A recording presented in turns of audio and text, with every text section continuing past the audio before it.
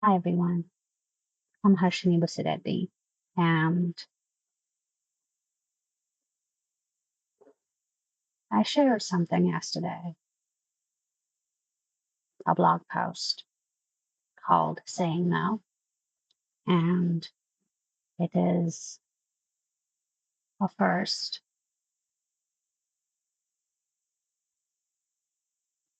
for me, and I wanted to share a little bit of the intention behind why I started what I started, I think. I'm a little nervous.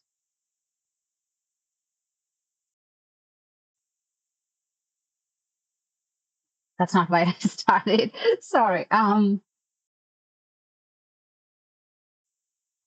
Right now, I'm a little nervous, and I also know that I am here and I'm not here to perform. I'm here to express something that means something to me. And it will be here as the truth, my truth, regardless of how it is received, it is perceived, whatever that might be.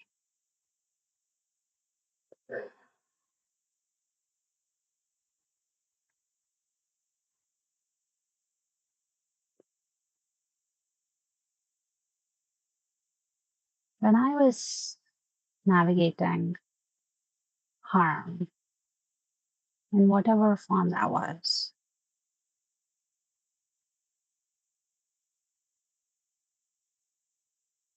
I have always thought that it must be me. There's something wrong with me. I'm the person to blame, or I did something wrong, or I deserved it, or there were so many things that were self-directed. And also, I didn't know what harm looked like, even though I've lived it all my life. And I know nothing but harm. And I think that's a part of it too, that when you live within harm, you no longer notice it, because it's all you know. It's all I knew. And different forms of harm, sexual, physical, emotional, all types. And I had to find myself, find my own way of being with myself, find my own safety, build my own safety. And that took a lot. And it still does, because for the first time in my life, for the first time in my life, February 5th, 2025 was the first time I felt safe, truly safe. And I didn't even know what safety really meant, really. It was just one thing, and that was my body was not guarded. And to me, I thought that was what safety was: lack of danger. I'm still learning what safety is,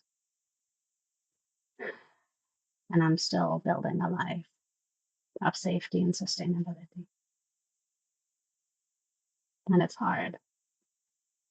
It's really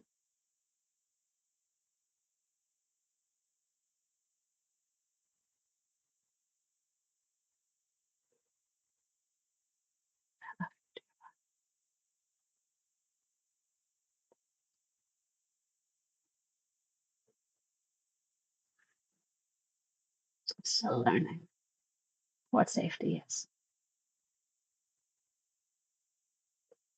And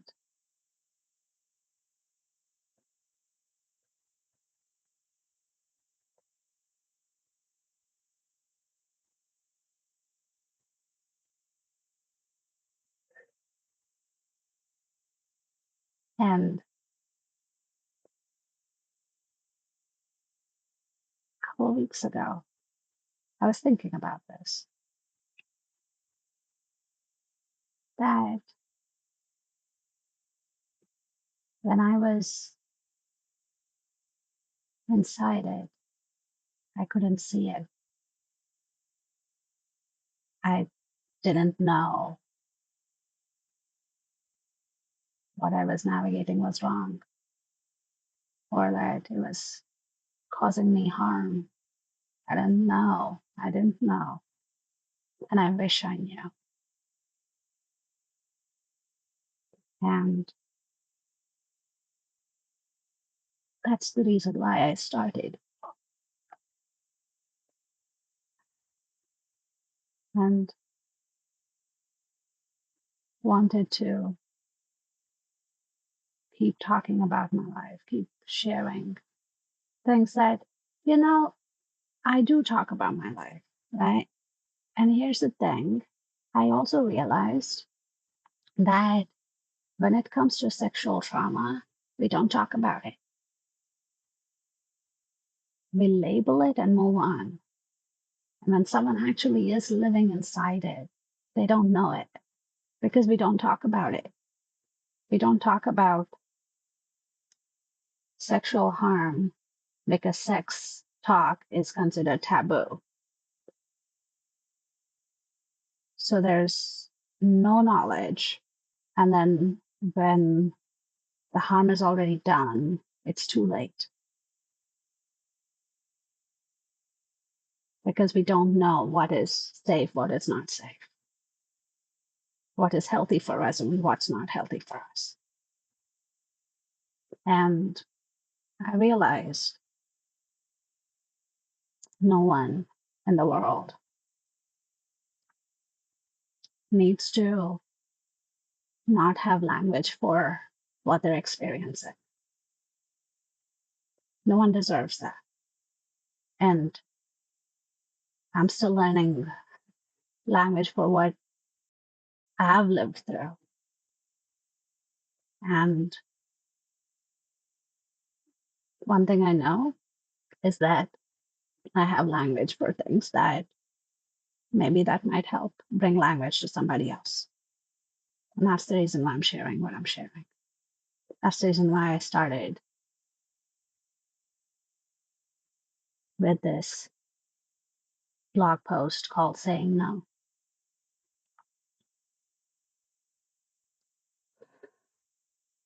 It is a lived moment of sexual trauma that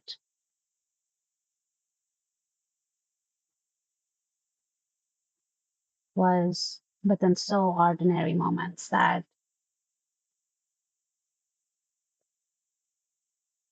I didn't know what that was. And it didn't feel like it was anything out of the ordinary until the harm was done. And until my body carried the scars of that harm that was done. And if there's anybody in the entire world, even one person, who might come across my writing and see their circumstances a little differently. Maybe that something feels off, or that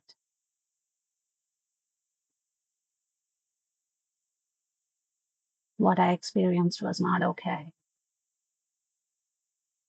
that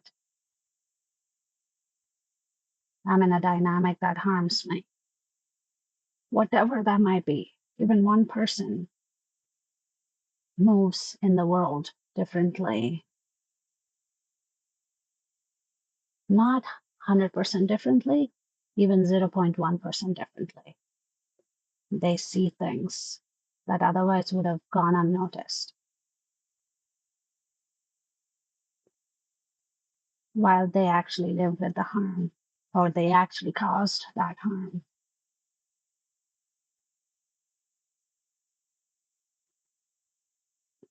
I've done my part,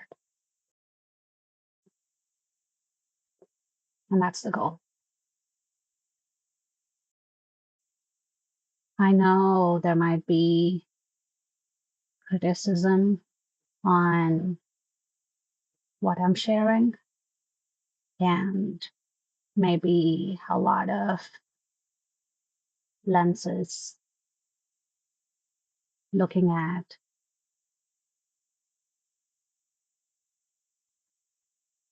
why I'm sharing it, or what it can be for, whatever that might be.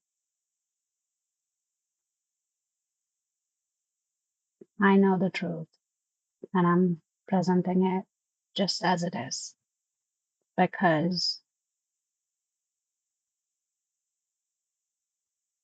after publishing it yesterday, I sat down, and everything I've heard all my life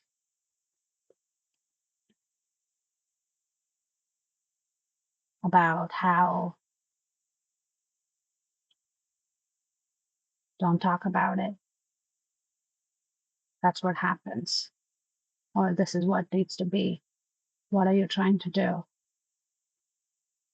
Did you do this? Did you do that? That's why you need to do ABC. All these came rushing, not because I did anything wrong, but because I, for the first time in my life, put something out into the open and said, this is mine. And it is true as it is. That was my experience. And back in the day when I couldn't do that. Back in the day, it wasn't safe to do that. And even when I shared a little bit of what I experienced, all I heard was dismissal and criticism. And it's okay, like, it's not okay to dismiss somebody's experience. It's not. What I mean, it's okay, by it's okay, is that it's okay to have your own opinions. You don't have to believe what I'm saying. You don't even have to agree. You don't have to understand. You don't have to even engage with something if it's not for you.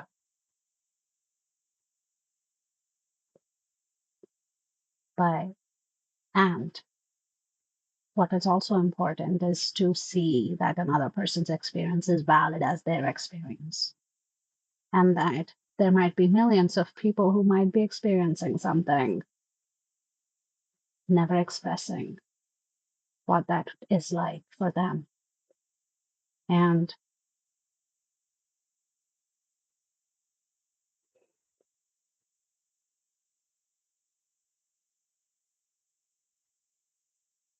I'm no longer seeking external validation. Not anymore. I used to back in the day.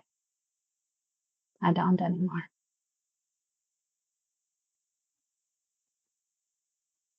I appreciate it, but I don't twist myself to seek validation. So if you encounter the post saying no or anything that I speak about sexual trauma and harmful lived experiences, that I'm not sharing them to share trauma. I'm sharing it to uh, throw light on things that we so often miss when in trauma or when in harm. Doesn't have to be trauma, does it? Trauma doesn't have to be some big thing. It might just be harm that we live with every day. And maybe, just maybe,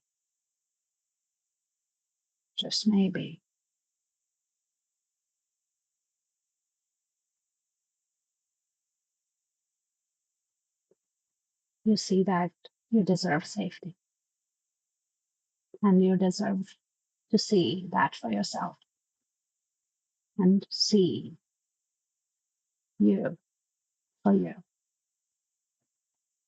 And that's the hope behind it. That's the intention behind it. Thank you.